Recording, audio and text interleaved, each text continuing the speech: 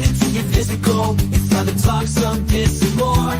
We gonna talk about it all. DVD, CD, UHD, VHS, books. Hooray! Who knows, maybe you'll even see a laser disc today.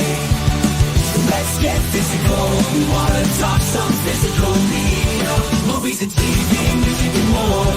Come check out what we have in store. This is the Media House Stream. It's time for some physical media on FanZcene. I know it was like really popular because it like won some Oscars and whatever, but Jimmy does dance. It's got the Mighty Ducks guy. It's got that guy. No! Yes, but no! He's not the Mighty Ducks guy! It's Emilio Estevez! Who's the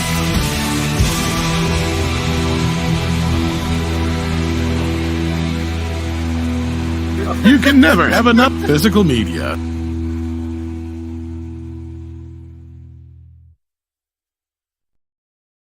Physical. I want to get physical. Welcome. Hello, my fellow followers. Welcome back to the Physical Media Show. Yes. Bring it in. Yeah, you in the back. You in Iowa. Put that away. Thank you.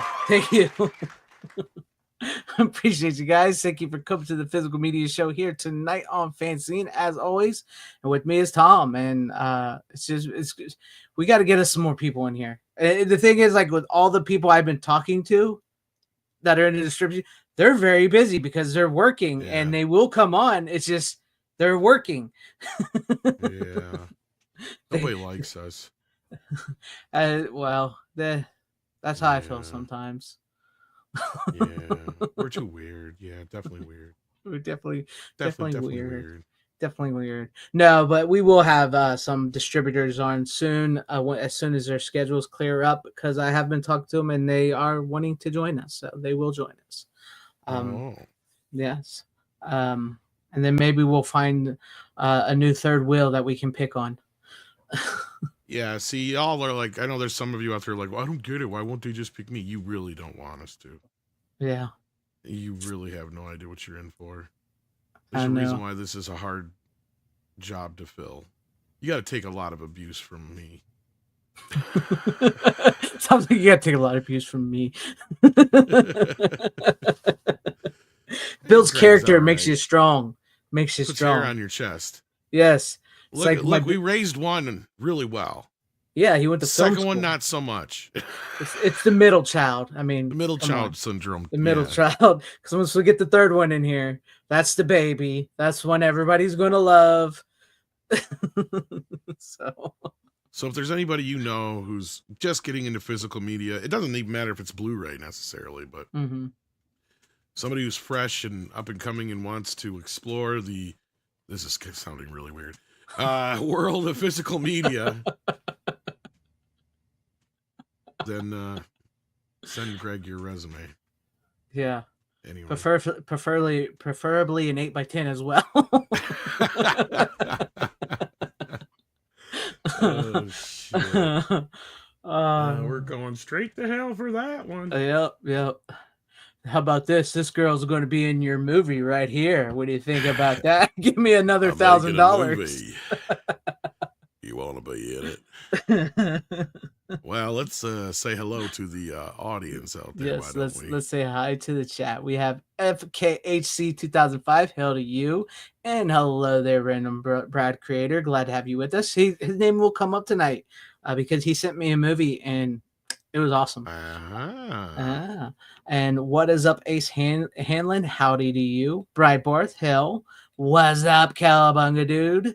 And Tyrell72, hell to you. Live long and prosper. Which I did make that new shirt. I think I fixed it better. I think it looks better now. What is up, Venabite? Hell to you. Dragonzilla, hell to you. We're still waiting on Lost Tango Paris.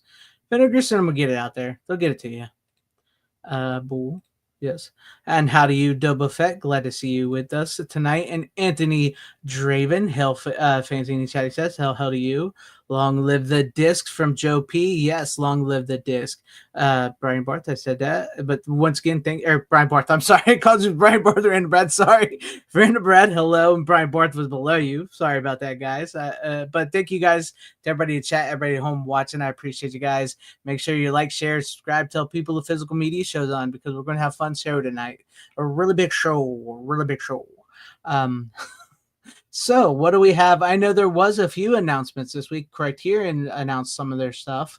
I think I saw. I have to remember what they were because I don't think they were like huge. Nothing's like special. There's a few. We got Small Soldiers Steelbook 4K.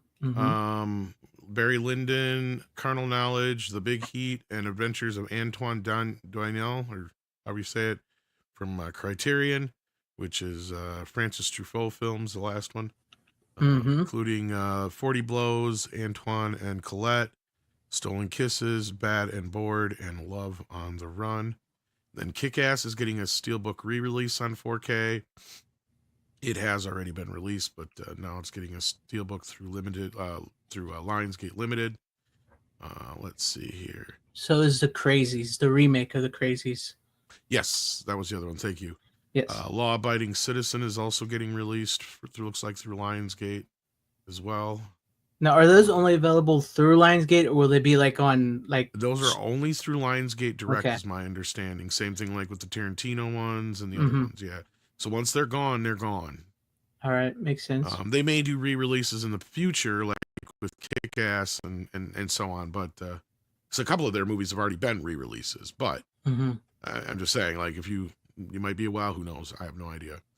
We got to look at I Know You What You Did Last Summer Steelbook, but I think that was it as far as new stuff, except for I think we did have a couple from Kino, including let's see here. I did see something from Kino, but I can't remember what it was. Uncommon Valor, which is a very popular Gene Hackman film. Mouse Hunt, of course, we already knew about. And I think those two were the big ones from Kino, but let me scroll just a little bit farther back just to make sure there weren't any more. I think that was it. All right, I think we're good to go. Yeah. Oh, yeah. Rad is getting re-released. Yeah. From Mill Creek. Yep. But this time it'll actually have a new documentary. Now, is Vinegar Syndrome re-releasing that in 4K? Somebody was telling me that they have it pre-ordered. I know Vinegar Syndrome put it out in 4K. Initially, yes. Yes. Yeah. I don't know if they're re-releasing it. Because somebody had said something about it recently, and I'm like, well, I don't see the 4K getting redone anytime soon, but don't quote me on that. And somebody's like, oh, I thought Vinegar Syndrome was re-releasing it. And I'm like, I don't know. And they're like, well, I got it on pre-order. So, yeah. It still just comes up as sold out here on Vinegar Syndrome. So I'm assuming, that I have no idea if that'll ever come back in stock again. So, wonder if maybe they're not ordering it from Vinegar Syndrome, but maybe from like Amazon or something where they still say currently not in stock, but will be back. You know what I mean? I think they had gotten it during the sale. I'll have to check back in with them. If there's somebody I talked to in the chat about that, because I know there's somebody who watched the show, check with me. Because but anyhow, so this is going to have that new feature-length documentary. So I might pick that up just for the documentary. Me too. I mean, I got the Steelbook, so I could just swap it out. Sorry, Tom, I didn't mean to cut you off. No, I was going to say, if you're somebody who hasn't gotten it already, and I haven't seen the Blu-ray edition, but I'm assuming it's probably from the same scan. Yeah. Just a Blu-ray. That's all.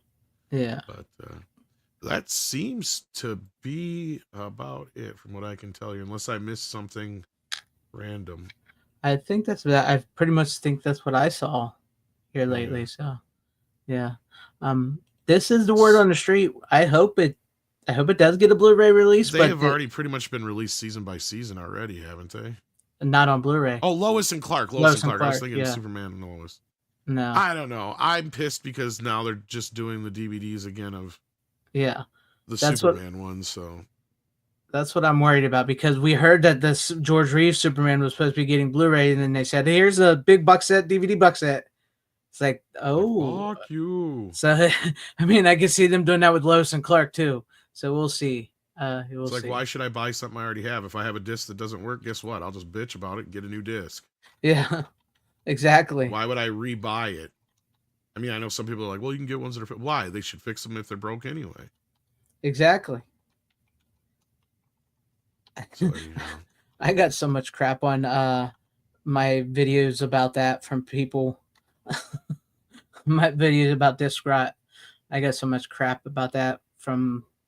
Look, it's real. It doesn't affect everybody. You got to double check where it comes from. I know some people have said I've never had a problem in my life. I know other people who've said I'll have all these problems. So to me, it feels like it's a factor of where the disc came from, the environment that it's been stored in, and those two factors matter the most. Exactly. So, but anyhow, let's move on. I mean, there's not much else to really say on the new release. That's about it. All right, so let's go ahead and with you. If you're ready, if you want to go first, we can start it off with you. For Easter, which is coming up this weekend, I watched an Easter classic, Critters 2. Oh, Critters 2, we're starting with that. The main course. So sure, why not? Unless you want me to start with something else. No, that's fine. Because it's perfect timing. I need to switch mine cover around. Yeah, I don't like that cover. Yeah, I've been meaning to. It's like, how what am I doing? Have the critter ball? What am I doing here, man? No, sorry. it's a perennial classic. I mean, I've gotten to the point where I'm starting to think that Critters 2 might even be better than Critters 1. You know, it is the one that I've rewatched more than the first one. Yeah, me too. So there's something about it. There's something about it. It might be one of those rare sequels that does manage to outdo the initial. And actually, I mean, in some ways, I like Corbin Burnson's Harv better than the original version from. Don't get me wrong, Emmett Walsh is great, but they're clearly two different characters. Yeah. But this movie needs this version of Harv. You know what I mean? Like, this is a Western, as the director has said, Mick Garris. So it kind of needs that sheriff guy to come back and riding into town at the last act. You know what I mean? Yeah. It has all these great elements to it. It has all these iconic moments compared to the first film. Like, you ask anybody about Critters, and the first thing they think about, oh yeah, I love the critter ball. Yep. You know, or I love the part where the one guy the one bounty hunter turns into the chick. Yeah. Her boobs, but like everything everybody remembers about Critters and loves is in this one. See, and that's the thing. And this one is, twice as expensive, twice as big, twice as many, if not 4 times as many critters. And I think this is from a 4K scan. Now, this came out in 2018, so back then, Shout Factory and those guys would just say 2K scan no matter what. Yeah, it does say on the back of it. And but I can just tell. Good. Yeah, it looks pretty good. And I think the first 2 were scanned in 4K, so I'm sitting here going, okay, Warner Brothers, it's been plenty of years. Where's all you got to do is slap 1 and 2 on a 4K Blu-ray. I think we'll call it a day. Right? Like, that's all we need. That's all we need. I could care less about the other 2, but like first 2, I want on 4K, please, and thank you. Exactly. That's the only ones you really need. The other 2 were just like TV movies anyway. Well, Showtime or HBO. Straight to video, whatever. Yeah. Which is fine. Blu-ray's fine for them. They look great. But they're not we want the main course. Speaking of which, we want the main course of Critters. Right. Yeah. No, and I don't think most people know, or unless you're like us, that Critters 2 is sort of an Easter movie. So. Oh, of course it is. It takes place on Easter. Yes. The critters, which have been sitting dormant on the farm for some reason and never hatched in all these years, even though last time I checked, it gets pretty warm in Kansas in the summertime. So of course they get moved and put close to a heater or indoors, and of course all of a sudden they start busting open. Which there's a few things in the movie that makes you kind of go, huh? But you're like, whatever. After a certain point, you're just like, whatever. Like them combining together and such. Yeah. There's a few rules that aren't in the first film, but you also get the other things you didn't get to see before, like baby critters. The baby critters are both adorable and terrifying at the same fucking time. They're great. Little fucking like piranhas. Like, yeah. Yeah. I mean, this one is not for the squeamish at the same time, even though this one's funnier than the first one and lighter in some respects. It's also darker and more violent in others. And yeah, I mean, like when they eat up the Easter Bunny, he comes crashing through the church window. But I mean, it gets edited. The TV version was edited a lot more heavily than the first film, which Mhm. is funny because Mick Garris said that he expected to get a little flack going in to get into PG-13, but no, he got passed the first time out. So Bob must have handed him a pretty good sized check. Must have, yeah. But one of the funniest stories of this, and I wish I'd asked Bob about it a little bit more. We talked a bit more about Critters 1 than we did anything else. But Mick tells it on the disc here where he's like, years later, Bob never told him, but he had this big deal that was cooking with this one investor. And he's like, in fact, we got a movie opening up. So after we're done having dinner here, why don't we go check out the premiere? And of course, that premiere was Critters 2. And if anybody knows, the movie bombed horribly. I don't know why. Nobody, I don't think it came out at a bad time necessarily or anything. It just was one of those movies that for some reason did extremely well on video. Yeah. And maybe it was just too soon. I know it's weird to say that, but back then you guys got to understand, you kind of had to build up some, like Critters 1 was still fairly fresh in people's minds. It's like, why do we need another one already? We just saw the first one. Yeah. It wasn't like, I don't know. There was just something about it. I don't know if it came up against something that I missed or forgot that it just got completely demolished and squashed. But yeah, it did not do well on theaters. But I got to imagine it's done very well on video ever since. And that's something I do know. Otherwise, we wouldn't have got Critters 3 and 4. Exactly. So yeah. Because I do notice they looked at the video sales and they're like, huh. Let's make a couple more. Let's do this. And I guess New Line really wasn't even hopped up on making another Critters necessarily, but I guess the investment company that invested in the first film really, really wanted one because of all the money they made on the video. So yeah. Yeah. I mean, it's a fun movie. I personally have always enjoyed it. I like, but much like you, I like these little creature feature type, because I guess you could say that's what we are, monster kids, right? Because monster kids encompass more than just like the universe monsters. They mean like Godzilla, Critters, Gremlins, rubber monsters and stuff like that. So, yeah, Dragonzilla. I think that's the consensus. I think most of us enjoy part 2 more than the first one. And not that, I mean, the first one is great. It really is great. But like Tom said, it's like there's something about it.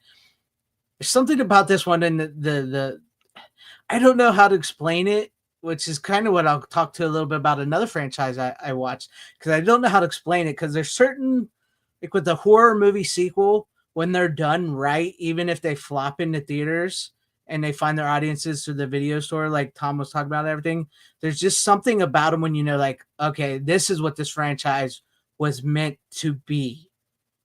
And it's the one that, like, it's like, even when you talk about Young Guns, and it's I'll Make You Famous. Most people don't, that comes from part 2, not part 1.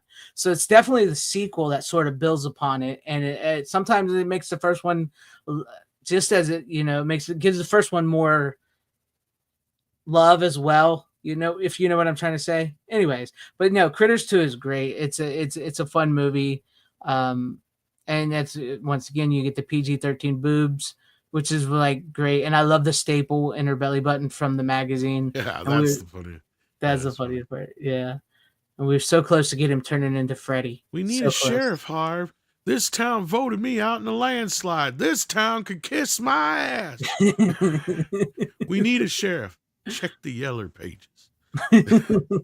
He is great. That guy is a great actor in this one. It is different. If we sit around here on our duffs bitching, we're gonna wind up tomorrow's leftovers, and I don't much relish that idea. Like, I love all of his lines are like the best. He's great. That guy's always been a great actor, though. A great character actor. Go on, kiss your little gal so we can haul ass.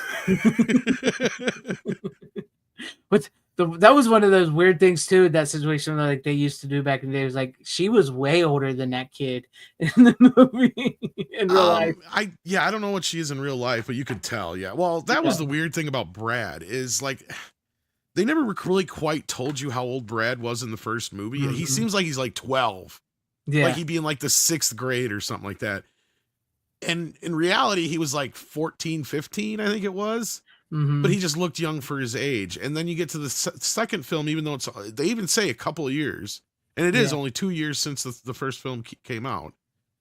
Dude is in like fucking senior in high school already. Because he's even talking about what school he's going to go to next year, like KCC or KC Mo. You know, so like they even have that little scene and all that business. So it's like, well, wait a minute here. What grade was he in before? Because like, no way, April was only like 16 because she was all hopped up on, what's his ass, Billy Zane. Yeah. You know, with his car and all that shit. So she couldn't have been that much older than that. So, I mean, I guess maybe they were 2 years apart, whatever. But yeah, he just didn't seem that old in the last movie, you know?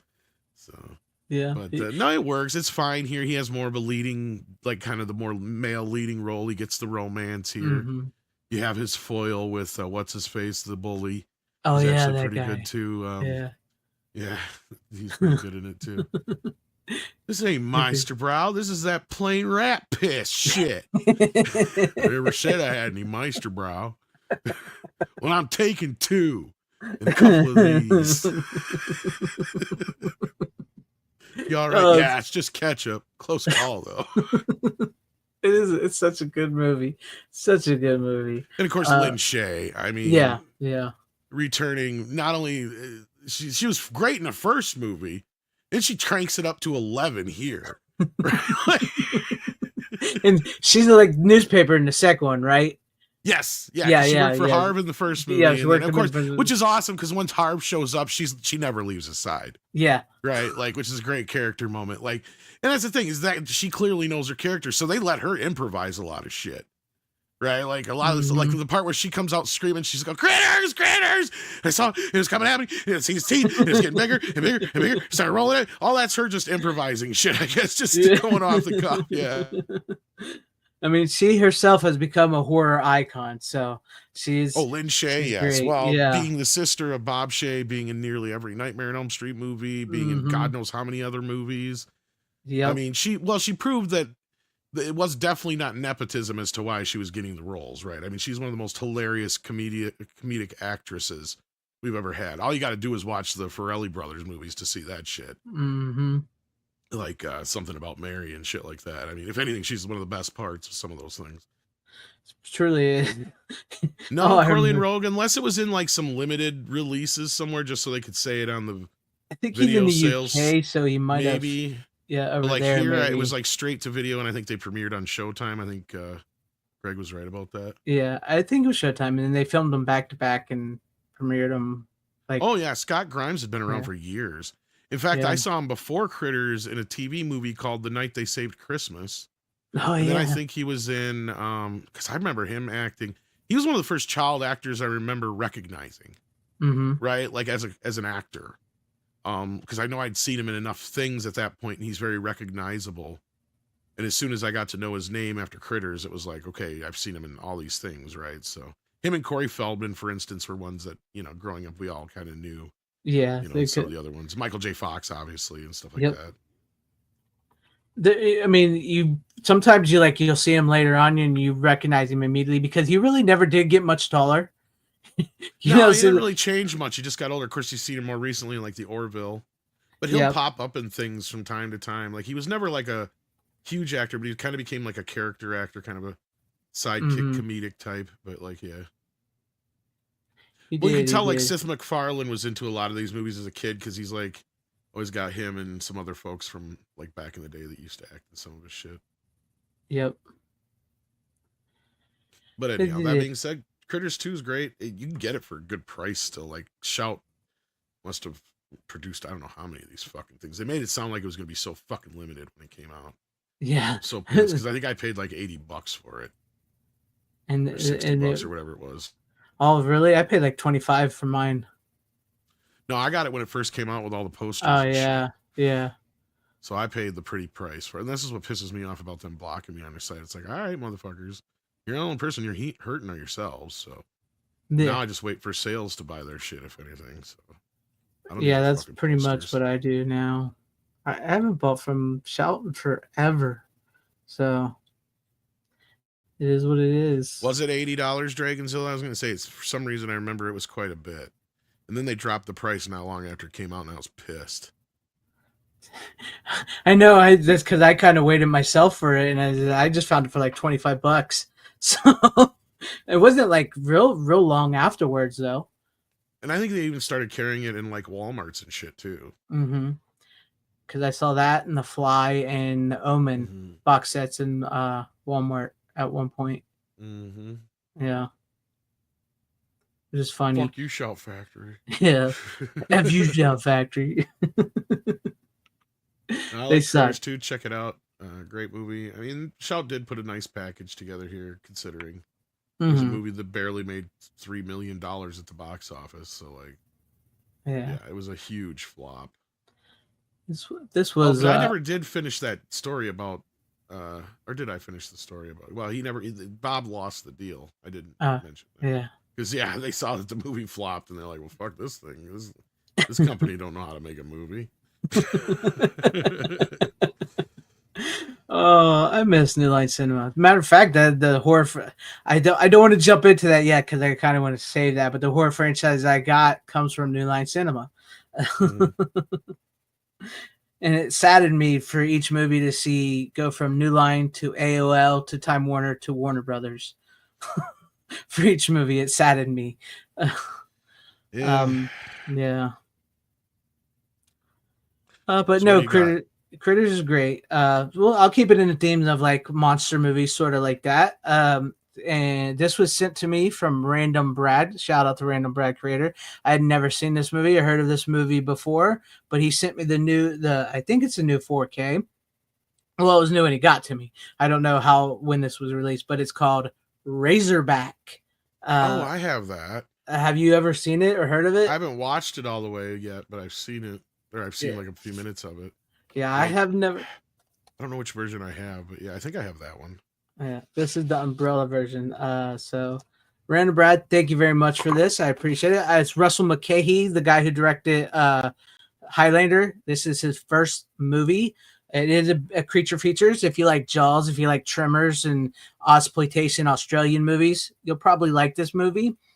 It's essentially about this giant razorback who is just terrorizing this outback town in Australia.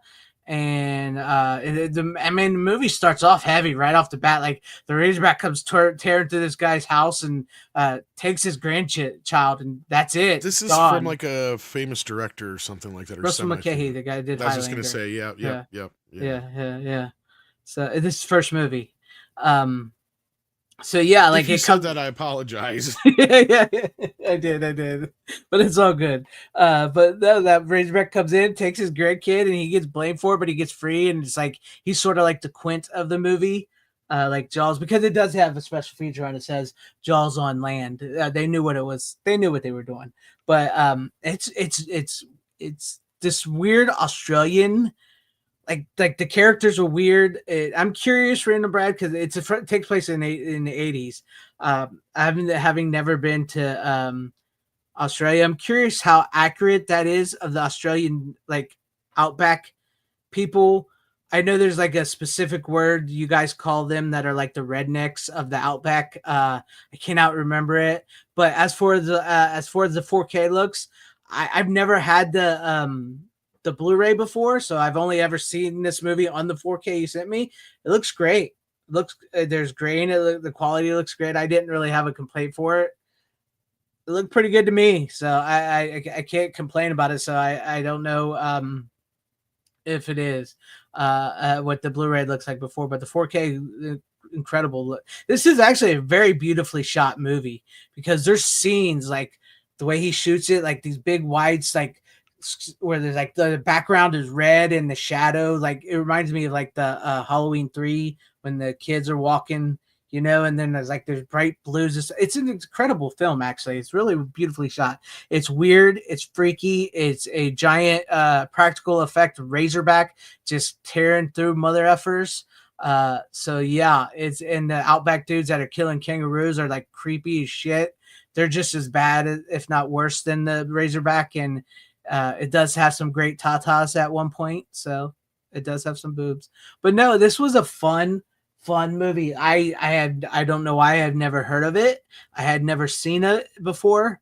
And I'm super happy to have this in my collection now. So I'm really glad because I don't know if I ever would have bought it because I didn't know about it. But it is a great movie. It's just it scratches that weird itch, you know what I mean? Because it's got like it's weird because it's like Jaws, Tremors, Crocodile Dundee, and Mad Max all mixed into one, and it's just crazy. It's just it's insane. It's insane movies, but it's like basically like the story like after I mentioned was the Razorback comes in, takes this guy's grandkid, he gets blamed, but they can't put him in jail because they know nobody believes that this giant mutant Razorback exists. So, but they can't have no evidence to hold him, so they set him free. And then this goes to America, to New York, and this reporter woman comes to Australia to cover the killing of kangaroos. She ends up getting killed by the Razorback, after being accosted by some of the guys in Outback there that are killing the kangaroos. They're pretty bad guys. And so like her husband comes down to the town in Australia to find out what happened to her because they told him that she fell down a well. And so with him coming there to investigate himself, he gets hooked up with these two guys. He finds the guy that it's hunting the Razorback, the woman that's tracking the Razorbacks to help him and everything, and it's this great little team up and everything, and it's just crazy. It's crazy. Yes, and this is I'm curious because I was wanting to look through it.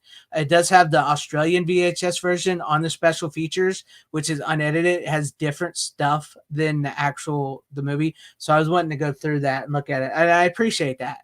I do appreciate it. I know it's VHS quality, whatever, but I do appreciate. It's much like the TV cuts, what we get on like other things. I appreciate when they do that. I like that. I like that. But no, I can recommend Razorback if you've never seen it, and if you like movies like that, highly recommend it. It was a fun watch. I double featured it with because I broke up because I was watching 5 movies in a franchise, so I broke it up and threw in Razorback, and it was a great double feature with one night with one of the ones I watched. So it was really good. But yeah, it's great. What are those called? Like Brandon Brad. I know there's a word for it. I know it starts with a B. It's like what you guys call rednecks down in Australia, bogans or something. Maybe that's what I'm thinking of. You have to let me know. You have to let me know. I love finding this. I do love finding because I was talking to the August Kiss, who's from Canada. The woman that I had on my channel, and she was telling me about how there's stuff in Canada that we've never seen that they grew up on, and I assume this made its way to America because the guy that played the American guy was actually on TV. He was on a big show in America. I just can't remember the name of the show. So I assume this came to America, but it's an Australian movie. So I like finding these movies like this that's outside of the American zeitgeist that are very similar to American stuff. It's very interesting. Yes, there it is. Bogans. I knew it. See, I know a little bit about Australians, a little bit. I have to come down there one time and visit. I fucking hate pikeys. It's funny that this movie come up because it's about being as greedy as a pig. I think you would dig it, Tom. I do. I don't know because it's funny what movie I got next. Okay, I mean, yes. Let's go to you. Oh, Snatch! Shit, you not. You got Snatch. I was like, you're sitting here talking about pigs eating people and shit, and fucking rednecks in Australia. I basically got the fucking British version of it here. Yeah. Yeah. I had the Blu-ray. Evidently, I lost it. I don't know. I must have gave it away. But the Guy Ritchie film Snatch, which had an amazing DVD release back in the day, 2-disc set. But as far as I can tell, most of it has been carried, or if not all of it's been carried over here. Because the thing is, you can watch some of the deleted scenes with the movie in this version, and you don't think you can with this one. At least not that I could tell. But it looks great. Sounds really good. They put a Dolby Atmos soundtrack on it. It's a bit dark. In the picture itself. It feels like it's overly dark. like a bit too, like they went a little heavy with the HDR. And I'm surprised because this is one of the few Sony ones to not get a re-release on a steelbook. But now that I've opened mine finally, It will get you one. guys are welcome. They'll get one next week. But no, it's a fun fucking movie, and it's funny because a lot of the things you're saying in Razorback kind of remind me of this, even though they're two completely different fucking movies. Yeah, but it's got similar type characters. Similar type characters in it. I'm sure, obviously, you've seen it before. Yeah, I've seen Snatch. So for those who haven't seen it, it's a comedy action. It's like the British Pulp Fiction. It's the best way I can explain it. It's about a diamond and the adventure that this diamond basically goes on, and the several people that are stuck in the adventure. And it was one of the first movies I probably ever saw Jason Statham in. Brad Pitt gives a hilarious performance as one of the pikeys. He's got like the mush mouth. Yeah. Yeah. You like Dags? Dags? Dags, yeah, you know, Dags. Oh, dogs. Yes. Yeah, Dags.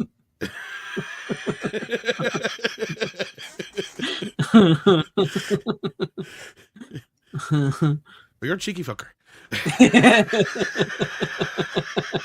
I'll tell you what I'm gonna do. It's the way Brad Pitt does it. It's like after a while, you have to turn the subtitles on. So the first few times I watched this movie, I used to have to watch it with subtitles. I know now what they're saying, but like back then, and even then, when you're still like, what the fuck does that mean? Because they're right. It is like this weird mishmash of fucking English and fucking Irish, and it just still doesn't make any goddamn sense. Yeah. I remember, not that it sort of connects it, but not the same way, but like when the British version of The Office was released in America, they on the back of the DVD, they had to put British slang terms and what they meant so people understood what they were saying in the show. So that's what they would kind of remind me of. Yeah. No, but you're right. I mean, it's what's his name? What is his name that did this movie? Guy Ritchie. Who? Guy Ritchie. Yeah, Guy Ritchie. For a minute, and Matt Reeves was the producer, I think. Yeah. Guy Ritchie is like the British Quentin Tarantino, anyway. Yeah, he is. Well, and I hadn't watched it in a few years, and I just got done. Well, not done. It's only on 3 episodes thus far of Mobland. I don't know if you heard about it or not. It's a new Paramount Plus show from Guy Ritchie, and it's got Tom Hardy and Guy Pearce, or not Guy Pearce, Pierce Brosnan. And Helen Mirren and God, who else is there? There's a bunch of people in it, and it's about the Irish mob, and it's pretty good. So I was like, I want to watch it. It hasn't been a while, so I popped open the 4K I hadn't opened yet. So yeah, that's nice. How long ago this is fairly new on 4K, I think, right? No, I think it's because they don't even have it's only HDR 10 or whatever. It's not even Dolby Vision, so that's why I said I'm surprised they haven't re-released it yet. Yeah, they will now. It's 4 years old, so yeah, and the movie came out in 2000, I think. So this is the anniversary. So that's what I'm saying. Like, I wouldn't be fucking surprised if we get a 25th anniversary fucking steelbook by the end. You will. You'll get it. But yeah, I mean, I don't know. Benicio del Toro is also in it in a small role. And of course the bad guy in it, the main antagonist, is really good as the guy who gives the speech about feeding bodies to pigs, which kind of made me think about all that with the Razorback thing. Which is funny is they kind of do that in the movie in Razorback, which is funny because they kind of do That's that. the term Grady as a pig. Yep.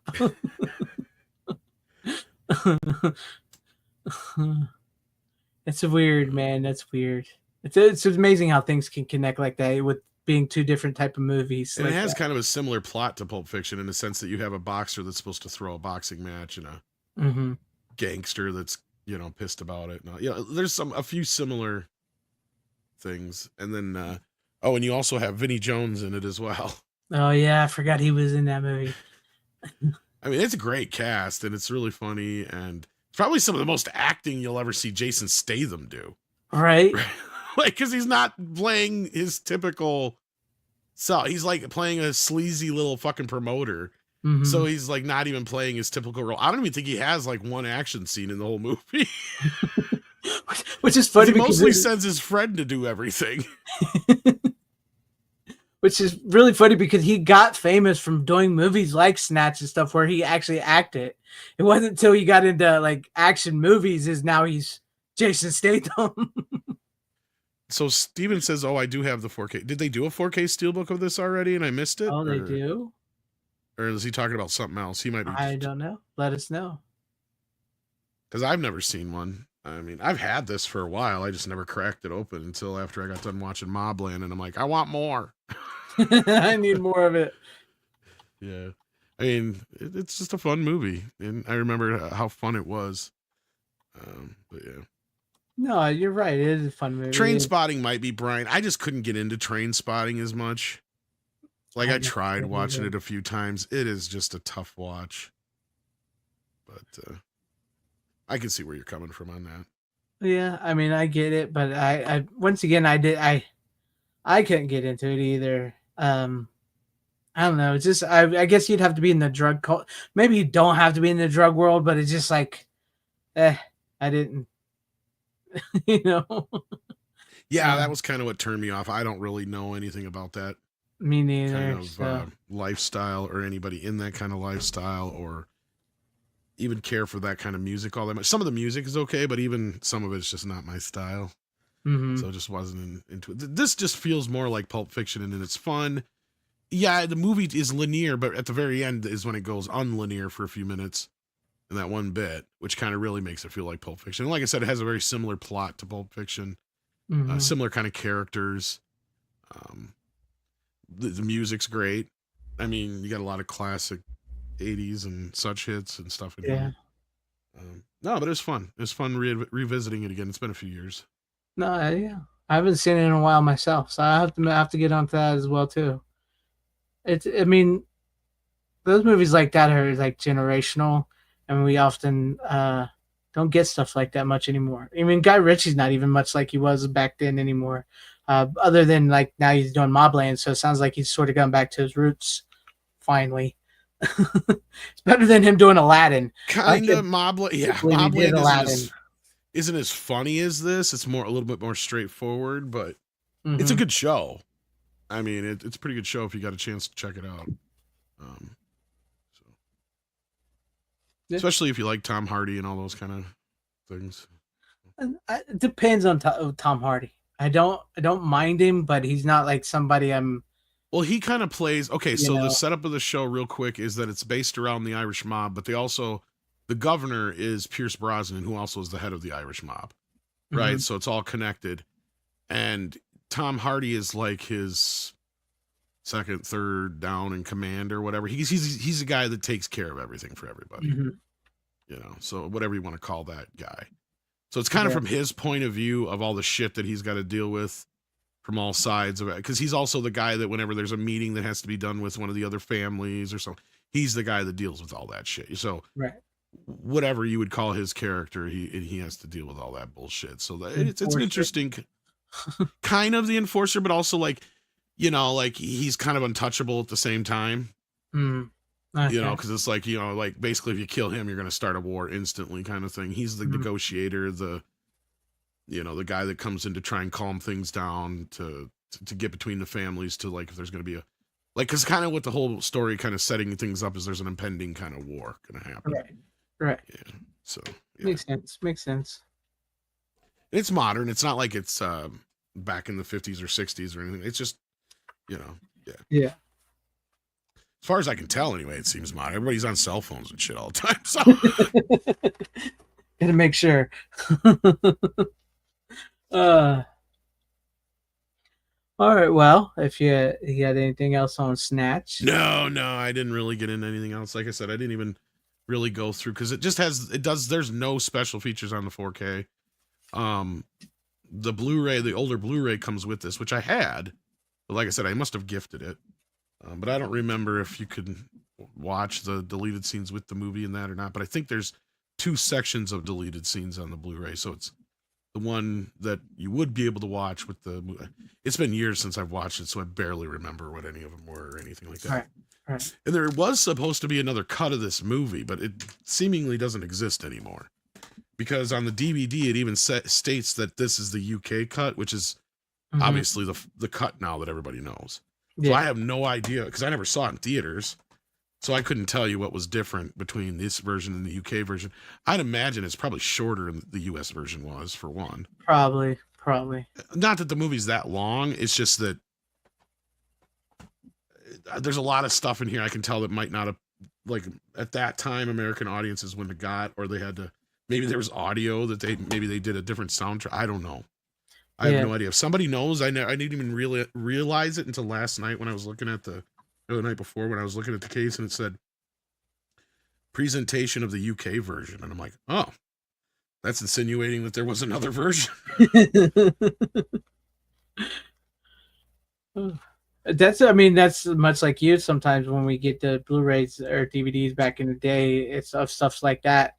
I typically watch the extended cut or that cut of the film, so that's when I know. So I can't tell you the difference, much like that. So. Well, like Russell Mulcahy, you brought him up earlier. Nowadays, the director's cut, or the UK is closer to the UK cut, or basically, or whatever, is the de facto Highlander cut in most places now. Yep. So I mean, you'll have that. Conan, the same thing. I'm not, at least on the newer version of Conan, they got both versions now. But I mean, you grow up with certain versions, and I guess you just get used to them, kind of. So it was kind of like that with Star Trek: The Motion Picture with me too, because I grew up with the TV cut on VHS. It wasn't like recorded off it. It was the actual. It just was the special longer edition or whatever the fuck they called it. Yeah. On cassette. Yeah. Yeah. That's just. I mean, sometimes the way it was. That's the way it was. So when I see the theatrical cut, like maybe 5 or so, 10 years ago or whatever it was when they came out on Blu-ray, I was like, what the fuck? Where's all this shit? I mean, I knew it was going to be different, but I'm like, God damn, they butchered this sumbitch. Like, to me, anyway, it felt like it was butchered. But I mean, because before that, I had I went from the special longer edition on VHS to the director's cut on DVD when they did the special edition director's cut. So yeah, it was very little change there. Yeah, they lost some scenes, but not a huge change. That's how I feel about Superman the movie now, the Donner cut version, not the 3-hour TV cut, but the other one. Kind of, yeah. I prefer the Donner cut. I wish we had that on 4K. Yeah, I do too. Because like when I was watching the 4K of that one, I was like, wait a minute, oh, that's right. This is just a theatrical cut. Yeah, the theatrical cut feels truncated as hell, even though it's still over 2 hours long. Yeah, I know. 2 hours and 20 minutes long or whatever. It's crazy. Anyhow, that's all I had to say about Snatch. What you got?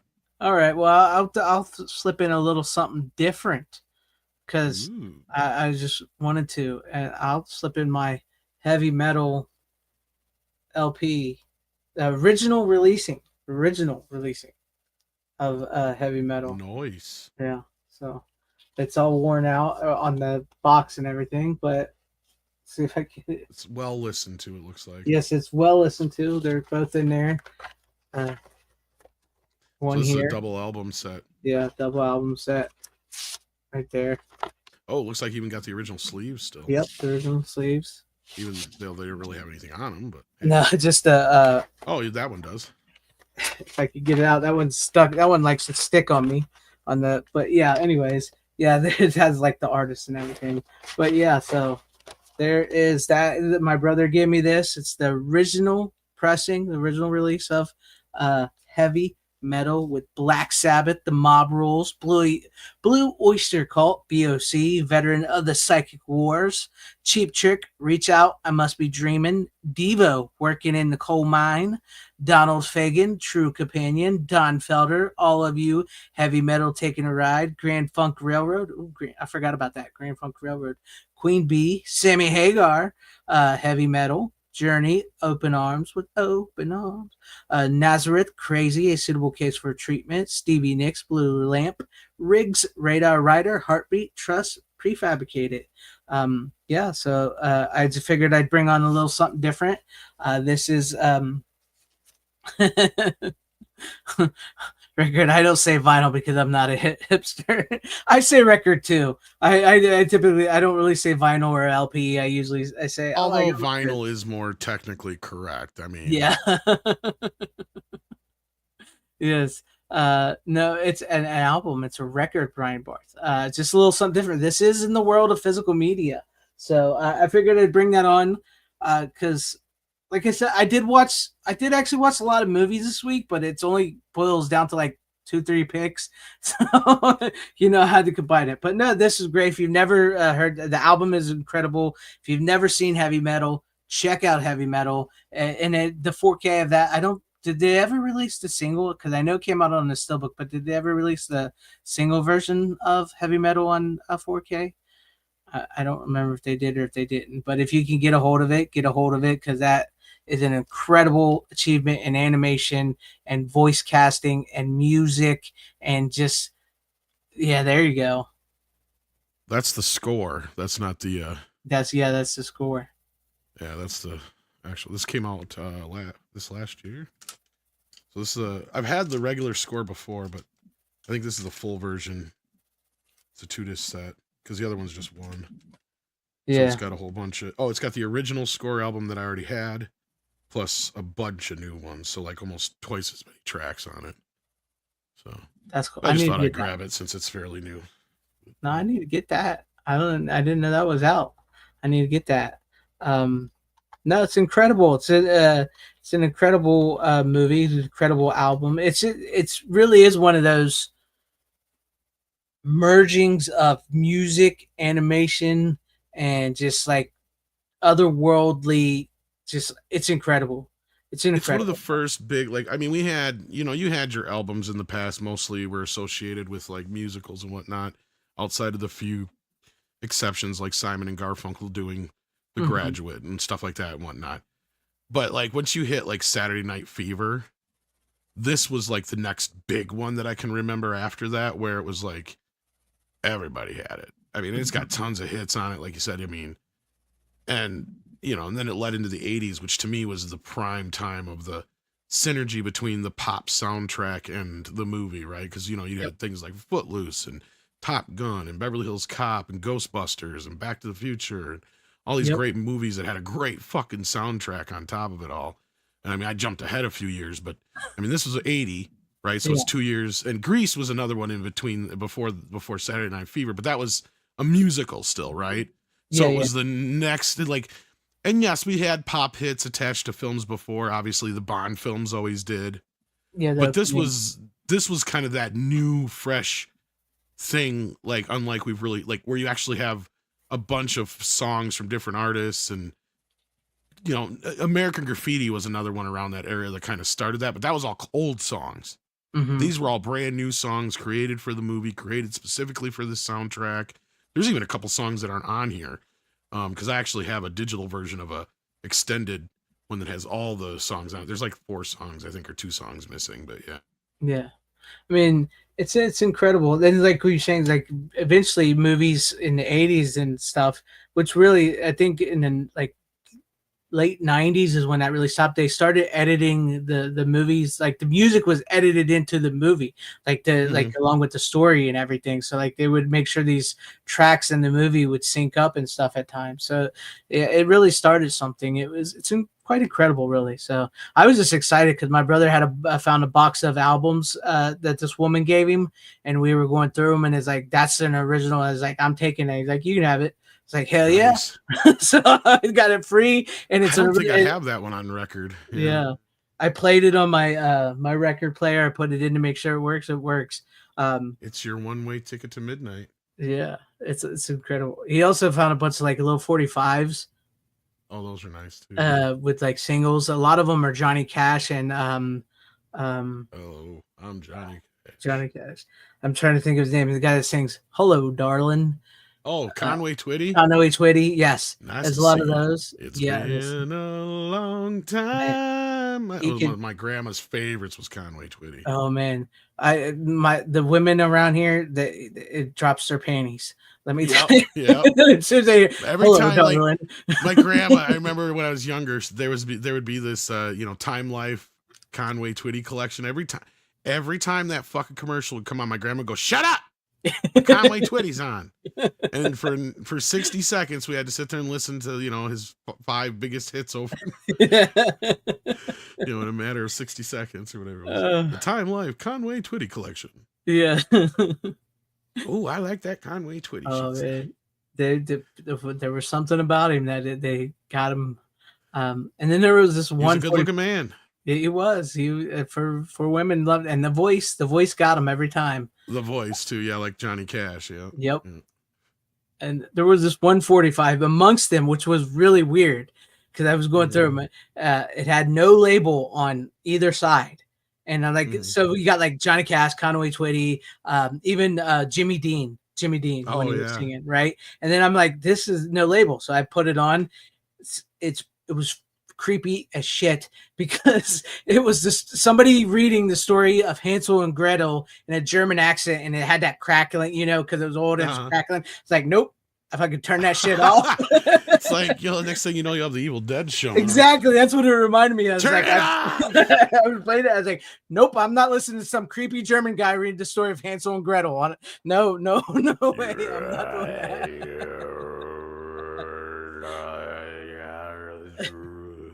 How that got mixed in there, I do not know. Well, we kind of segued into country stuff. I might as well go with my next one here. Yeah, go ahead. Because I watched Chisholm, not to be confused with Jism. I did not have sexual relations with that woman. John Wayne's Chisholm. It's actually pretty good. I had no idea that it was loosely based on a true story, even though anybody who ever gives Young Guns shit again, just show them Chisholm. Because it actually is the same story as Young Guns, but from a completely different point of view from somebody who wasn't there. Yeah. They were part of that whole disagreement and fighting over the land and cattle rights and all that business, but they were gone when all the shit happened with Billy the Kid and Tunstall and all that shit. You know what I mean? Yeah, and Murphy's and all that stuff. But all those people are in there, and I'm like, holy shit, this is basically Young Guns, but with John Wayne. And at one point, John Wayne disappears for like 20 minutes of the fucking movie. Yeah. Right? Because it just starts getting into the Billy the Kid story and stuff like that. And it's just like, okay, is John Wayne going to be in the movie? Where'd he go? Well, and then he comes back at the end, and it's like, okay, it was a good movie though. It was fun. Yeah. It was. I don't know if you've ever seen it before, but I have, but it's been a long time since I've seen Chisholm. But I have seen it. It's a little melodramatic. It's a bit. Like you could see the whole foreboding thing with Billy the Kid liking his niece, and of course he prefers Pat Garrett, Mm-hmm. But it's an interesting way how they made the story work, and they combined the two stories from what I could tell from reading up on the actual Chisholm and stuff like that. Yeah. And, whatnot. So no, it's basically a movie about these the same kind of story as Young Guns, basically, but it's more or less about the cattle being stolen and being rousted up, and Murphy coming in trying to take over the territory in the area, and the fact that there's only little law there, and of course then you throw in the Billy the Kid story into the mix and all that kind of business, and the stuff they made up was just to kind of combine the two characters, basically. So, right. Or 3 characters or 4 characters, however you want to put it. They had a habit of doing Oh, well, that. Brian, I just realized how many of the John Wayne films I had never seen, or I've probably only seen bits and pieces of, because my dad would constantly have like the Western Channel on or whatever. Yeah. John Wayne, Forrest Tucker, SmackDown because reasons.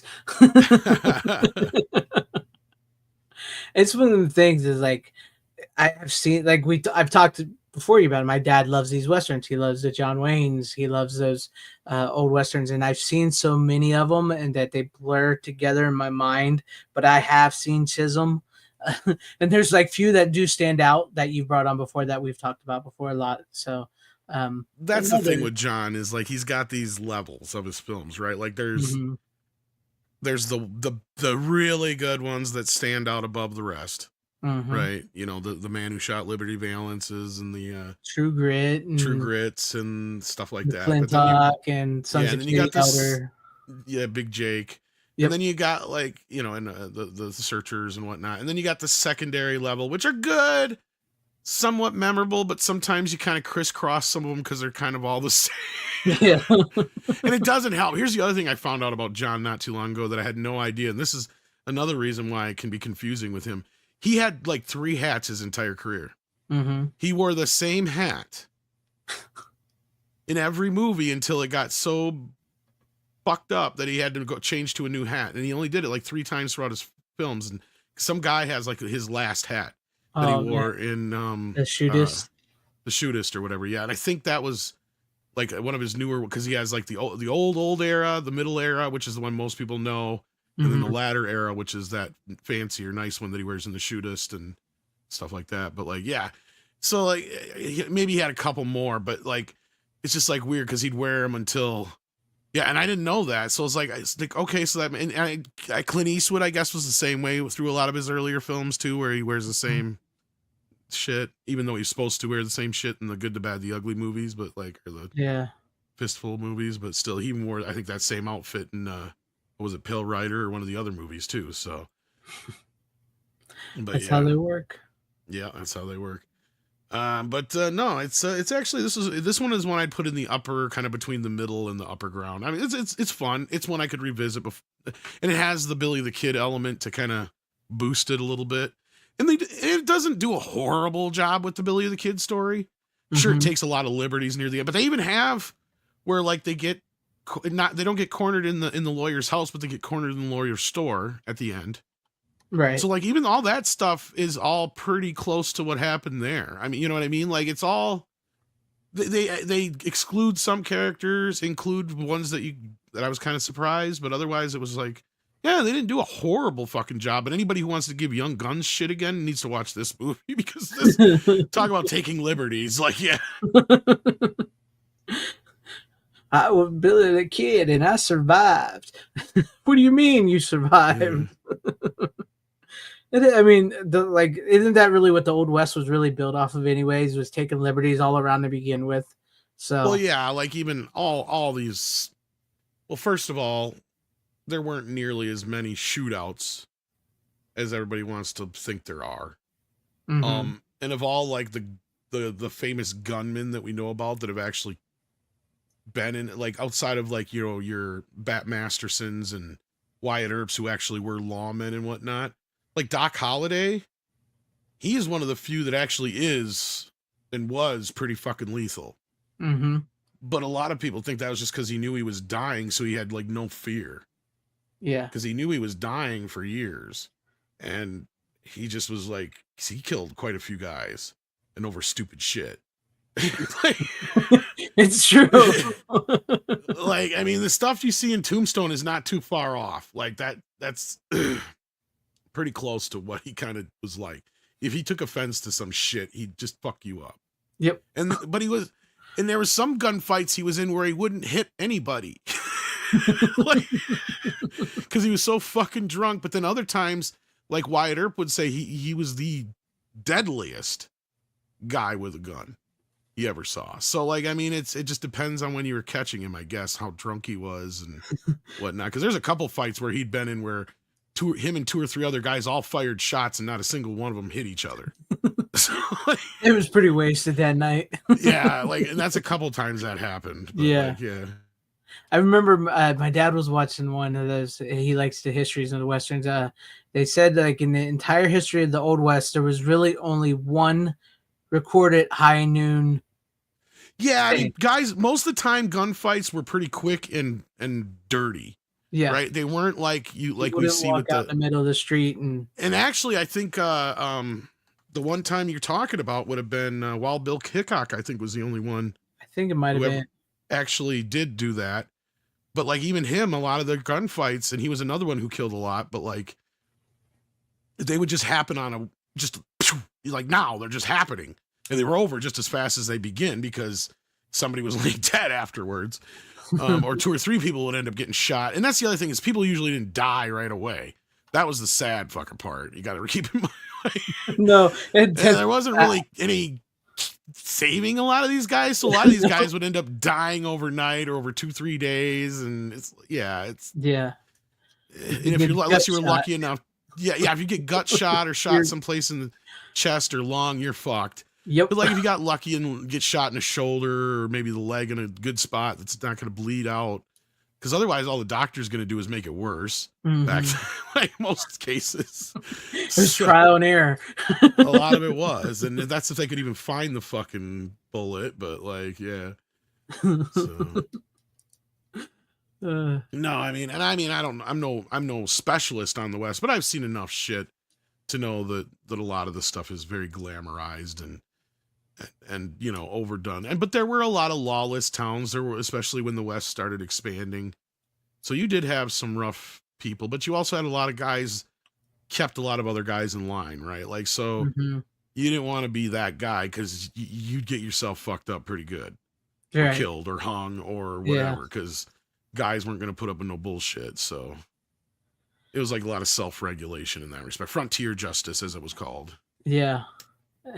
And it's true, like they always show them, and like I was watching that too about my dad one day. Is like in westerns they always came in. There's like, give me a beer or a bottle of whiskey. They said most cowboys didn't have money to afford like a real beer or whiskey, so like the stuff they would order in these bars was like would tear up their stomach horribly because it's like this weird like alcohol, and it's like all this, like I can't even remember. Cut down with all kinds of garbage. Yeah, it was cut down with all kinds of like weird stuff and drugs and everything, and because it was cheap, and it's how they made it last. And so like they would mess up their stomachs bad drinking that stuff because that's what they could afford. Nobody was really walking in there buying a pint and a bottle of whiskey like they do in westerns. No. So yeah, no, and only the more rich. Yeah.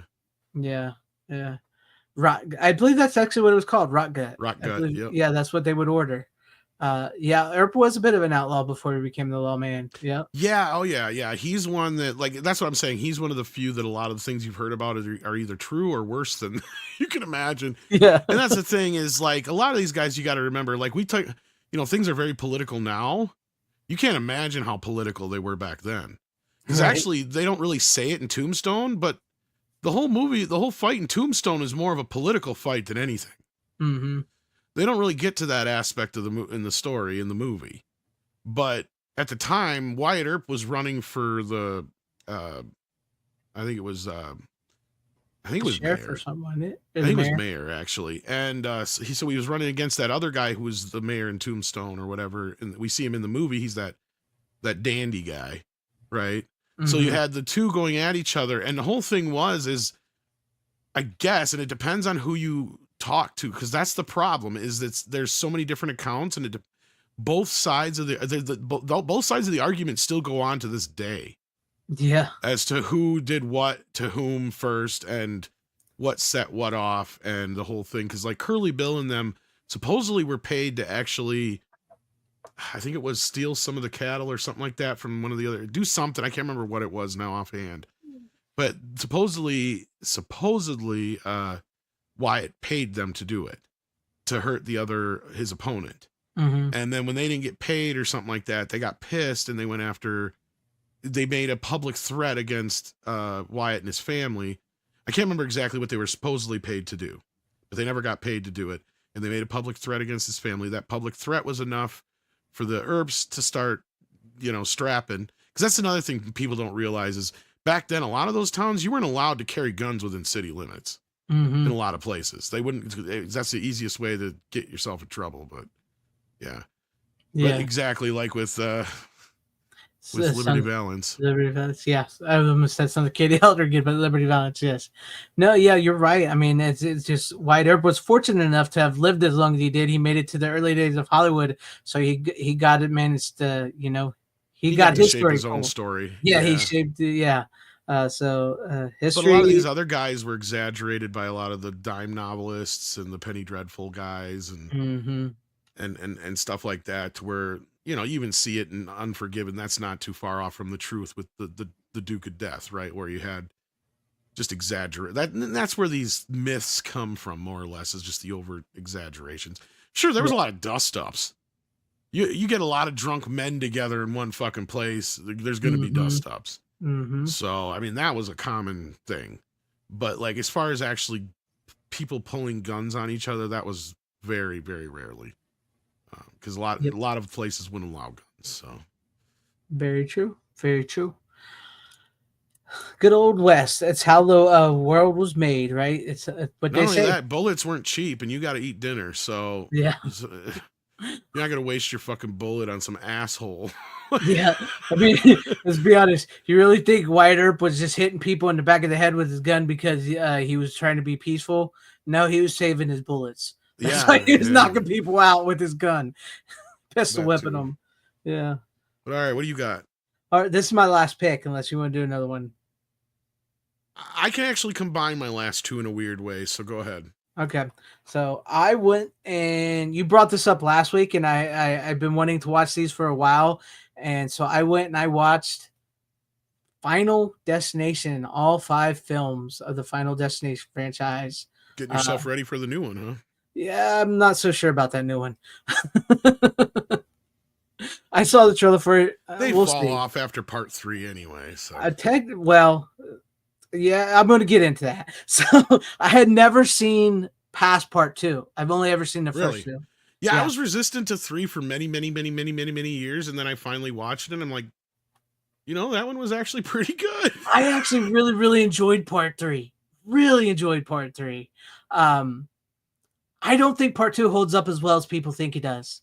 It's been a while. That used to be my favorite one. I wonder if it still is as good as it used to be. Yeah. See, I was watching it because like I said, I haven't seen past part 2, and I know people like part 2, like with the trees and everything, the truck with the thing, logs falling off and everything.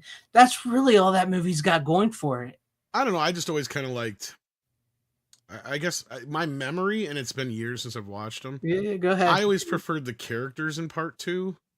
See, now that's where I am different. Is like I felt the characters were very generic.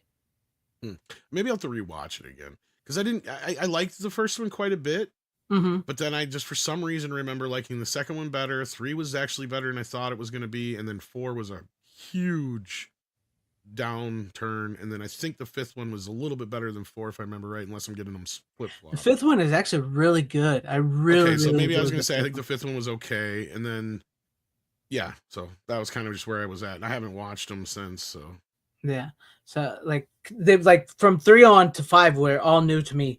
But no, like for whatever reason, because I remember liking part 2 myself, but when I watched it this time, I just was like, it felt very bland to me, and they tried to overcomplicate the rules. That's why I was getting into it. Is like the characters felt very generic. It felt like they were trying to overcomplicate the rules that were set up in the first movie. This highway crashing in the beginning is incredible. It's like that's the best thing it's got going for it. But I don't know. It's just like it didn't resonate with me this time. I didn't, because like, oh, this time all the deaths that happen are going in reverse. Why are they going in reverse? Because this is happening now, and then this is happening, and then Tony Todd's scene in the movie, it makes absolutely no sense. that I do whatsoever. remember saying. I think I do remember that was probably my one big gripe with the second film is like, why is he here? It is so pointless. Yeah, And yeah. it just like, and it's weird too because like they're still in New York, like from the first movie, because it takes place in like the suburban area of New York, and they got to drive out into this like almost rock log cabin to meet him while he's the coroner, and it's like what, and then he like mentions the lead girl's name, and she's like, "How do you know my name?" And it has this weird where he smiles and then like weird cut immediately away from his face, and that's it. And it's like what. That is literally like that is the worst part of the film. It's not because of Tony Todd, because he's great. It's just it's a pointless scene. But then like when I got to part 3, that felt like a horror sequel. The characters in that did not feel generic. I love the characters in that, and I appreciate the titties in that one too, because it has some great titties in that movie. But no, I had never seen it, and I really enjoyed it, and it felt, and the thing is I was looking through these. Okay, so like the first movie was actually is with Devin Sawa and all them, which is great, with the kid where he has a vision of the plane's going to crash and they get him off and they survive and then death comes after him. That's the first movie. We didn't really talk about that, but like it was originally written to be an X-Files episode, an episode of the X-Files. That's correct. Yes. Yes. But the guy liked it so much that he turned it into a movie because he had a friend at New Line Cinema, and they turned it into a movie. Which, if you watch the first one, you still do see the X-Files, like with the FBI guys.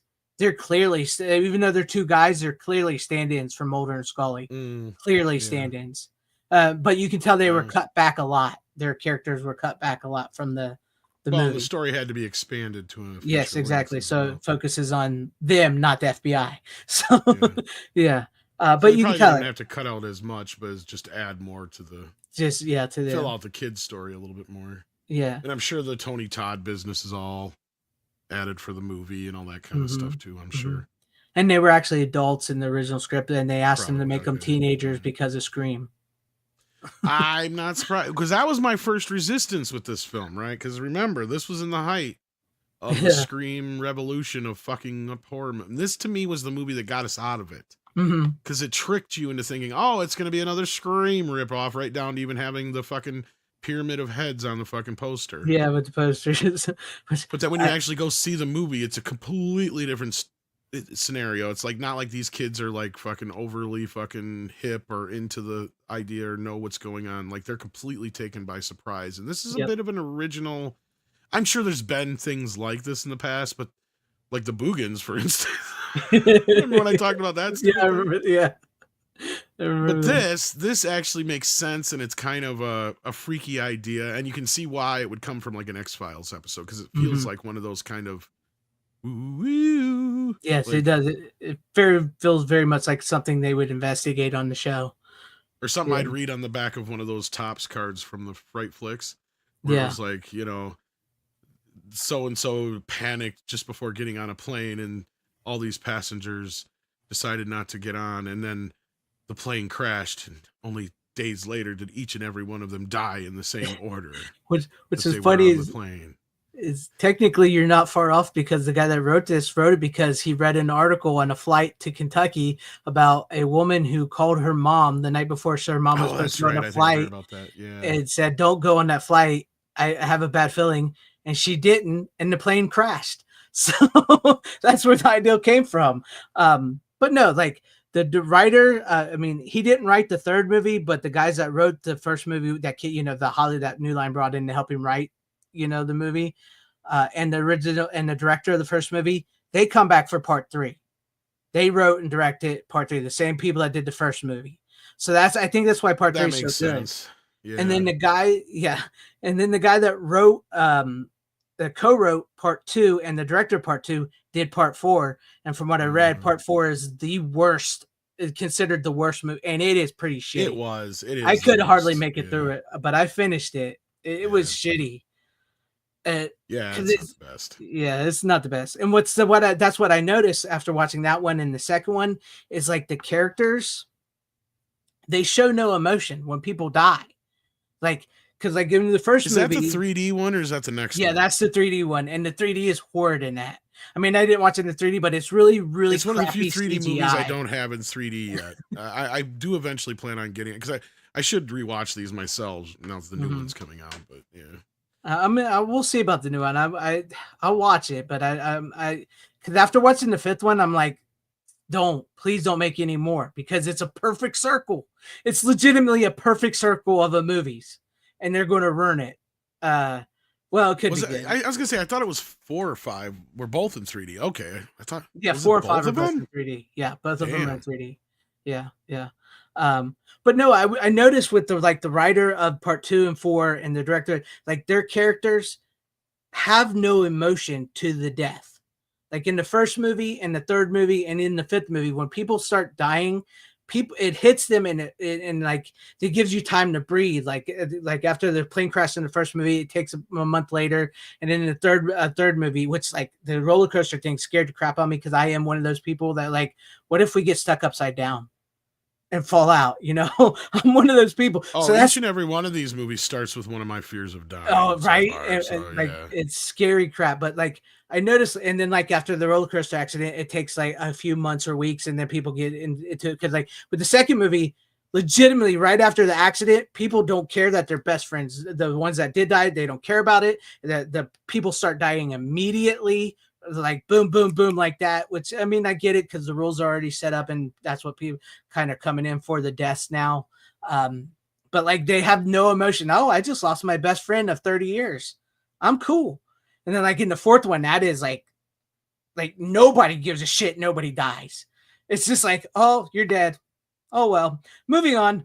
And it's like, seriously. And then that's what I really liked when I got into the fifth movie is like, oh, a genuine emotion when people are dying again. I like this as characters. The fifth movie really felt like the first and third movie. Like the first, when I was watching the first, third, and fifth movie, feel like they are all sequels to each other.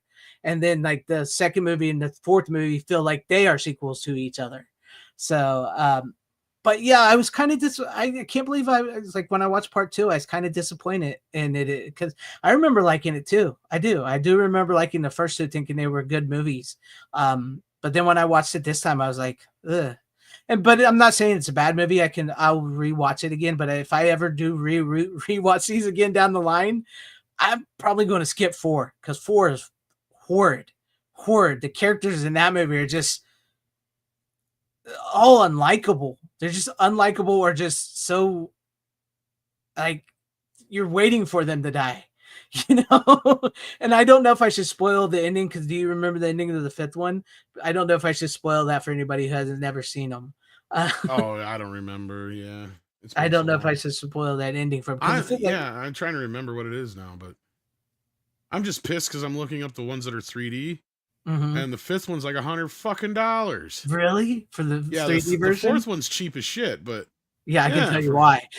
Yeah, well, that and it probably came out during the height of Blu-ray 3D, and the fifth one must have been at the tail end, evidently. Yeah, I think because like you can tell the fourth one, they're all in that 3D gimmick, and it is so bad with the CGI in that movie, so bad with the CGI. But no, I mean. I really kind of want to spoil the fifth one, but if you've never seen it, if you've only ever seen like the first two movies, do yourself a favor and watch all five of them if you want. Just because I didn't like part four and I kind of didn't like two as much as I remembered, but two still is a fun watch. The fifth movie really ties it all together in a perfect circle, and it's got like a surprise ending that you don't realize until you get to the end of the movie.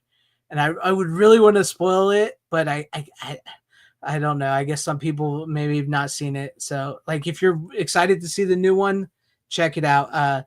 And it's funny because I was also noticing in this, and I was reading up on these, each of the characters in the movies are named after horror movie directors. Their last names or their first name is named after a horror movie director.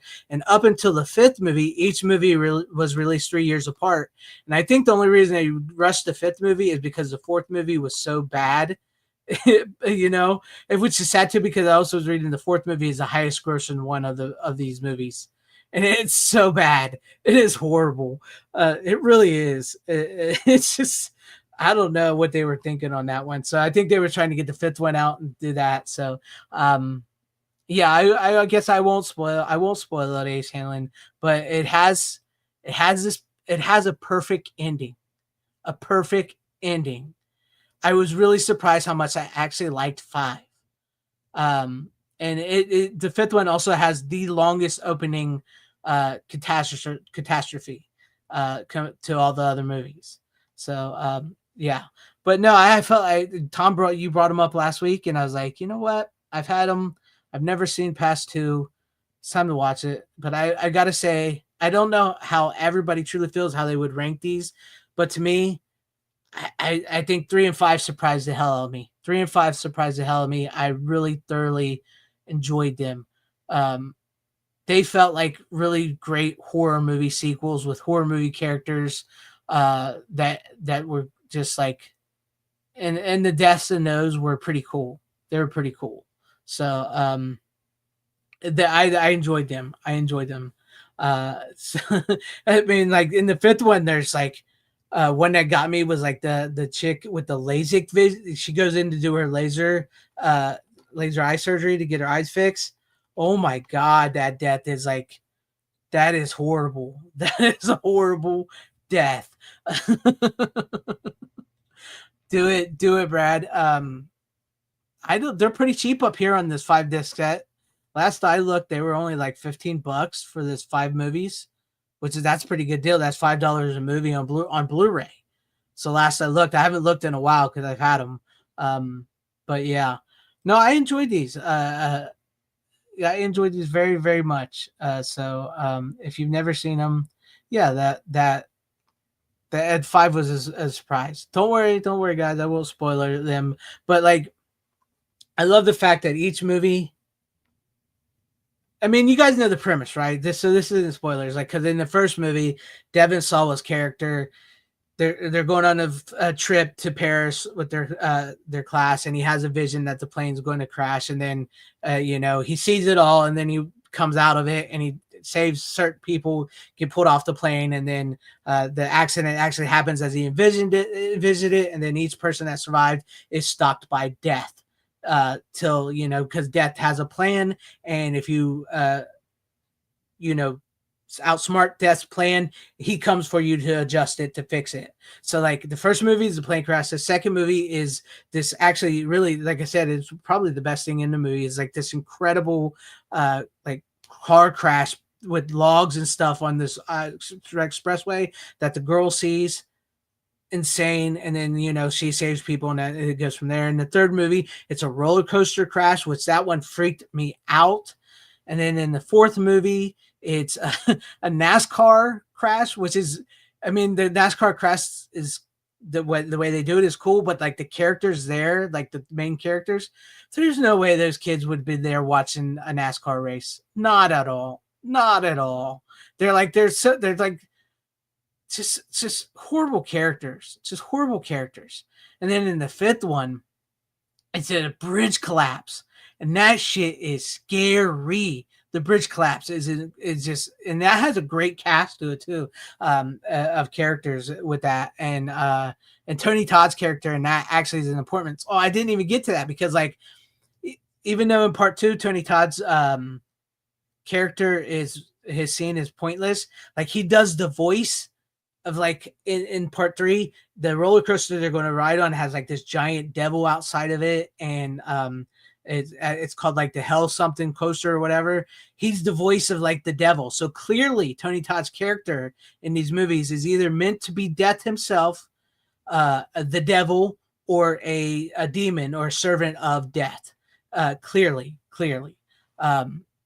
And I kind of like that they just used his voice in the third movie instead of showing him, and in a way like that. And like, even I can't spoil that, but like, yeah, you'll notice it. Good night, John the Beagle Dad. Glad you came and hung with us. Yeah, in the beginning of the second one, but he lives. So yeah, but yeah, it's just like each movie was like up until like the fourth one, even though like I had fun with the second one, it just wasn't as good as I remembered. But when I got to that fourth movie, it was horrible. And like Randall Brad, what I was saying is like I watched part 3, and then I watched Razorback, and that was a great double feature because I had never seen part 3 or Razorback, and I had a hell of a double feature that night when I watched those back to back. I was like, shit, yeah, I just saw some 2 really cool movies. So that was a good night. And then I saw part 4, and I was like, ugh. But anyways, that was my final pick of the night. I'll have to see about the new one, Bloodlines, Final Destination Bloodlines. We'll see how it ties in, because honestly, the fifth one really, and even I was watching some of the special features, like they say it themselves, is like it's a perfect circle the way they tie it together. It really is. It's a perfect circle, and it kind of feels crappy that they're going to do a new one. So, but anyways, that's what I had. So, Tom, if you're ready for your next pick, or sure, pick or not, but yeah, like that's what I'm saying. Like it goes from New Line Cinema to AOL, New Line Cinema to Time Warner Night, and then so I was like, I kind of got disappointed in seeing those. But anyways, go ahead, Tom. All right. Well, La La Land had recently done something that's been long overdue, and gave Rain Man a 2-disc score soundtrack finally. Mm-hmm. And so that reminded me, oh yeah, I haven't watched 4K Rain Man yet. And I've had it for like over a year. So I watched it. Yeah, definitely good stuff. Definitely. Yeah, and I don't remember why they delayed it initially, but like I still think it's the older scan, but It looks fairly decent for the most part. Mm-hmm. I wouldn't say it's like a knock out of the park or anything, but it looks fairly good for the most part. It does not have the 2.0 stereo soundtrack on it, though. That was kind of a disappointment. But otherwise, I think it has all the exact same special features as before. Nothing new, as far as I could tell. But no, if you haven't seen the movie before, it's a wonderful film. Probably one of Tom Cruise's best. Dustin Hoffman turns in an amazing performance. The movie, of course, if you haven't seen it and been living under a rock, is about Tom Cruise, whose father passes away, and he soon finds out that he had an older brother who'd been living in an asylum because he's autistic, and things really start getting set in motion when he finds out that his father left all his money to his brother instead of him. And what starts out as basically a kidnapping to try and ransom his brother for some of his father's money turns out to be, a bonding between brothers who never really got to know each other. And it's a really great story full of comedy, drama, suspense, even in some scenes, a little bit of maybe even a tear in your eye here or there by the end. But Dustin Hoffman puts in a performance that's just amazing.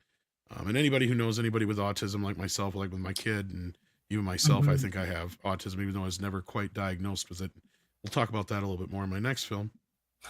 I was diagnosed with something, but it was like they couldn't really put their finger on it. But seeing my son and him growing up, I kind of have a good idea now. No, it's a great film. If you haven't seen it already, I can recommend it highly. I don't know if it's still available or not. I think it was one of MVD's first 4Ks. I think it was, yeah. So, yeah. I think they delayed it because they didn't do the initially. We were going to do the HDR or something like that, and then they decided. Then people made some stuff about it, and they're like, "Okay, we'll do it." Yeah, because I think that the scan is still the old ass. Because I have the old Blu-ray here, and I'm pretty sure it's the same 4K scan that's on here. Yeah. Okay. Because I have it digitally as well. I've had it digital in 4K forever. So it's been scanned in 4K a long time ago. You know what's funny is like, even though it's kind of weird how we've been sort of connecting with these movies tonight, even though they're very different spectrum. It's like, because like the guy in the fifth movie looks like there's a guy in it looks like Tom Cruise, and he actually did a thing where he was like Tom Cruise running for president in 2020. If you've never seen it, you should totally check it out because he looks just like fucking Tom Cruise, and he does it. You'd have to see it. Maybe I'll bring it up after you talk your next movie or something, but go ahead. Oh, yeah, no, it's a great film, and it's got great moments in it. And if you haven't seen it, I mean, no, yeah. Can't really tell you much more about it because I don't want to ruin it, but... the card scene when they're in Vegas and they're coming down in the suits on the escalator. Counting cards. Yeah. I love that. Yeah, definitely, yeah. It's a good movie. It is good. I haven't seen it in years, but Charlie Babbitt grabbed and injured my neck. Yeah. What the fuck is this? What are you fucking writing down? You're using him. Ray, am I using you? Yeah. Oh, shut up! He's answering a question from a half hour ago. Let me tell you something. Kmart sucks. Okay? Yeah, Kmart sucks. It's a good movie. I mean, who doesn't know this movie? I mean, come on. Yeah. But speaking of autism, my final film actually ties in with that as well. And this has kind of this hit me a little bit more because it kind of reminds me of the shit my parents had to go through with me. Now, not nearly this severe, but this whole idea of we can't put our finger on it. We don't know what it is. You know, he's different. He learns different. He does things different. And that is Mikey's favorite movie, aka Mexican Iron Man, The Accountant. This is a good movie. It's a very good film. Unfortunately, if you have it on Blu-ray, I can't say that the 4K is going to look any better. I do have Blu-ray. Yeah, it's an upconvert. And from what I could tell, it looks almost identical. Like, I mean, shot on digital, it was all 2K upconvert. So, yeah. But on that note, like, other than that, it's a great film. It's a fun film. Ben Affleck, I mean, they kind of overdo some of the autistic stuff in this movie. a little bit. Some of it's a little kind of like, I'm surprised because it came out in 2016 that they got away with this. I'm surprised. That's like the one group. Have you not noticed that like where they're like, you know, deaf people should play deaf people, blind people should play blind people. I've not once heard somebody say, "Oh, autistic people should play autistic people." And I'll tell you why. This movie kind of tells you why, because if you're somebody as severely autistic as Ben Affleck is in the film in the earlier parts of the movie, kind of a lot like my son, it's almost, you just can't. There's no way you could have somebody in that environment unless they've been able to control their emotions, right? Yeah. It's impossible. My son is just finally starting to get more mature and learn how to control his emotions. So, I mean, it's just one of those things where, I mean, even just a couple of years ago or even a year ago, it was, there was incidences with him. He's still, you know, so, I mean, and granted, sometimes it's just one of those things with movies. They just, you know, they're going to exaggerate and do things, but no, it's a great movie. It's about a kid who, is an autistic savant who's really good at math, and when he grows up, it turns out he has other skills as well, because his father, who was in the military, raised him and his boys to be fighters, basically, and John Bernthal's in it as well. And the reason I checked it out, of course, is not just because it's Mikey's favorite movie, but we got the sequel coming out in about a week or so, a little over a week. So yeah, I'm kind of looking forward to that now, especially after finally seeing the movie. The only thing I guess I didn't care for was the obvious DEI upgrade to or downgrade that's in the movie. But I mean, I know we need kind of a character like that to kind of get us into the movie. Yeah. Into the story, but it's so obvious. It is. And thankfully she doesn't really do much in the movie. No, she doesn't. No, so like it's like, okay, whatever. But then when you kind of get the twist near the end, you're just like, oh, of course. You know, like I don't want to spoil it for anybody because it's one of the twists in the film. Because this movie does have a couple of good twists. No, if you haven't checked it out yet, check it out. But if you can only find the Blu-ray or whatever, you're not going to miss out. But I think the 4K is pretty cheap too. I think I got it for like $12.99 or something. I got it on the buy two get one free sale or whatever the hell it was, or 3 for $30 or whatever the fuck it was on Groove. I can't remember what it was. One of those sales I got it on. But you know, what's funny, was honestly really truly was funny, is I was going to watch this movie this week. Actually, I had planned on watching it, and I for whatever reason I didn't. So it's just funny because I was going to bring it on. That's too bad you didn't. I know you said you were going to watch Critters as well, so yeah. But I had it planned to watch, and then I can't remember what happened, and then I started getting into the Final Destination movies. I was like trying to not burn through them, but watch them at a steady pace where I could get them all in at once. I wish I would have watched it now because I do remember liking The Accountant. And Bronson, I'm sorry I missed it earlier. I apologize. Thank you for the $2 super chat. This one, and let me find the other one. And here it is. Thank you, Bronson, for both of these. I appreciate it. I apologize for missing it earlier. It says, what are your top 3 favorite Val Kilmer roles? With mine, I would probably have to say Tombstone, Real Genius, and third one's going to be difficult because those like the top 2 I like. Well, I know mine. Mine are, of course, Doc Holliday's number 1. Then Willow with Mad Mardigan. Yeah, there you go. Then The Doors as Jim Morrison probably. But yeah, he's really good in Real Genius as well. Yeah, I think I would have to say Doc Hollywood. You know who I'm saying. I would keep saying Doc Hollywood for some reason. That is who it is, right? Doc Holliday. Doc Holliday. Why am I saying Hollywood? Michael J. Fox is Doc Hollywood. Yeah, that's why I was saying. Yes, Doc Holliday, Tombstone, Real Genius, and I would probably say Willow is probably his top 3. And then Iceman is like a honorable mention, maybe. And of course, The Doors. Yeah. So I mean, he's got so many great movies. But thank you, Bronson, for those. I appreciate those for the $2 super chats. Sorry I missed it earlier. I apologize. Thank you. But no, you're right. This is one of those. I don't think people realized when they first went into The Accountant. I think that's why it was such a sort of a sleeper hit. A little bit is like you didn't know it was about an autistic guy until you watched it. You know what I mean? Like when you're, because the stuff doesn't sell it. And I know what you're talking about because like I have autistic people in my family, and usually I'm the ones taking care of them.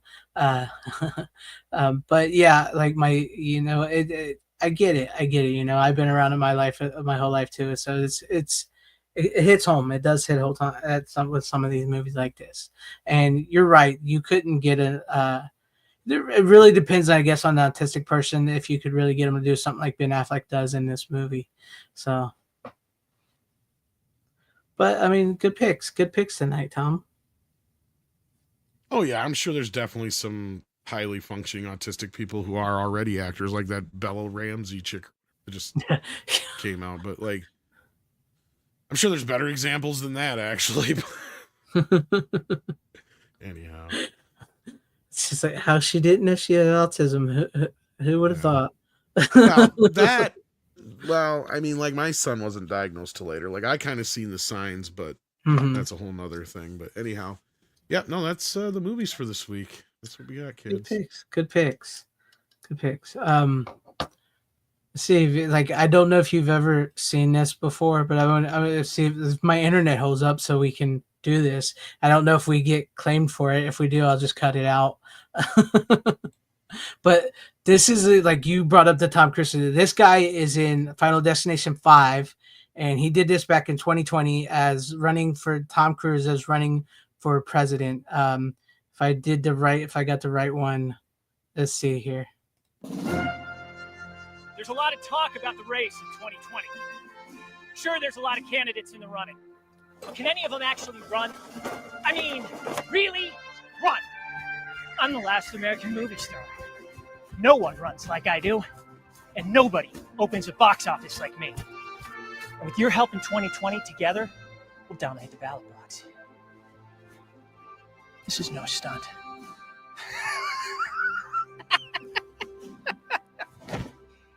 But if it were, I do all those for real. Why vote for me? I'm not just your everyman. I've literally been every man. I've been a Navy pilot, a lawyer, and a Navy lawyer. My opponents will say I was a pimp in high school. It's true. But I grew up fast in NASCAR country and started a small business as a sports agent to set a better example. I know foreign diplomacy because I fought alongside the samurai. And I'm proud to serve our country, defending our planet against aliens twice. No, 3 times. I know this country top to bottom, inside out. From here to here. Because I've lived its history. Literally, I did. It's a vampire. I feel the need to lead. As your commander-in-chief, no mission is impossible. So help me help you to elect me in 2020. I'm just a patriot. My birthday? The 4th of July. I'm Tom Cruise and I'm running for president. America, you complete me. You got the rundown.